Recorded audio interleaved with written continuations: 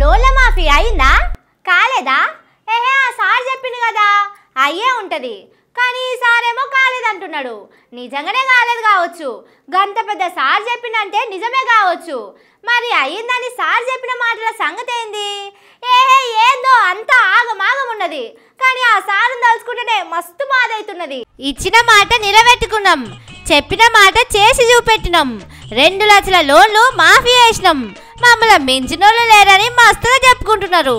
2 లక్షల రూపాయలు ఖమ్మంలో ఈ 3 విడతలలో 2 లక్షలు ఏదైతే వాగ్దానం చేసినామో ఆ వాగ్దానం సంపూర్ణంగా అమలు చేయడం జరిగింది.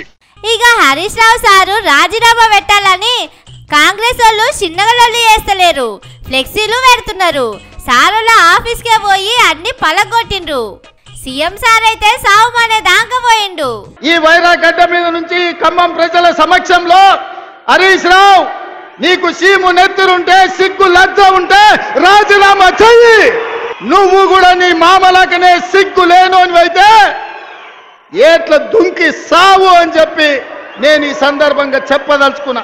కానీ మంత్రి పొంగులేటి సారు ఉత్తమ్ సారు ఏం చెప్తున్నారో చూడుండ్రి. అర్హులైన రైతులకి తప్పకుండా మిగిలిన 12,000 కోట్లను కూడా మీ ఖాతాలకి రాబోయే రోజుల్లో ఈ ప్రభుత్వం చిత్తశుద్ధితో ఇవ్వటానికి ఉన్నది అని కూడా మరొక్కసారి మీకు గుర్తు చేస్తున్నాను.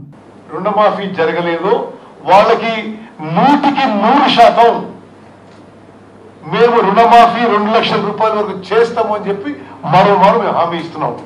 హబ్బర బిడ్డ, రేవంత్ సార్కే పరేషానే ఉన్నది కదా, ఇంకా 12,000 కోట్లు మాఫీ చేయాల్సి ఉన్నదట. మంత్రులే చెప్తున్నారు, కానీ నిన్నటిదాకా ఏం చెప్పిర్రులా? 15 ఆగస్టుకే అయిపోయిందన్నారు, అందరికి లోన్లు మాఫ్ అయినాయి అన్నారు, హరీష్ రావు సారును రాజీనామా పెట్టాలన్నారు. కానీ ఇప్పుడేమో ఇట్లున్నది అంటే ఇప్పుడు ఎవరు రాజీనామా పెట్టాలే? అమరవీరుల స్తూపం కాడ ఎవరు ముక్కు నేలకు రాయాలే? రైతుల దానికి పోయి ఎవరు శంపలేసుకోవాలని వ్యవసాయం చేసేటోళ్ళు అడుగుతున్నారు. దేవుళ్ళ మీద పెట్టిన ఓట్ల సంగతి ఏంది? మనుషులంటే సరే గాని దేవుళ్ళని కూడా ఇట్లా మోసం చేసిందంటే మన రాష్ట్రానికి ఏదో కీడయ్యేటట్టే కొడుతున్నదని భయపడుతున్నారు.